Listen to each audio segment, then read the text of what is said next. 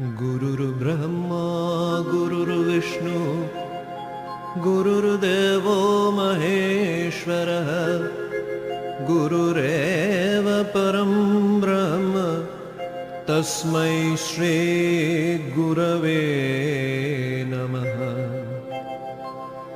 अखण्डमण्डलाकारं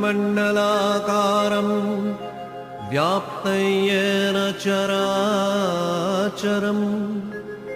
तत्पदं दर्शितं येन तस्मै श्रीगुरवे नमः। अज्ञानतिमिरान्धस्य ज्ञानाञ्जनशलाकया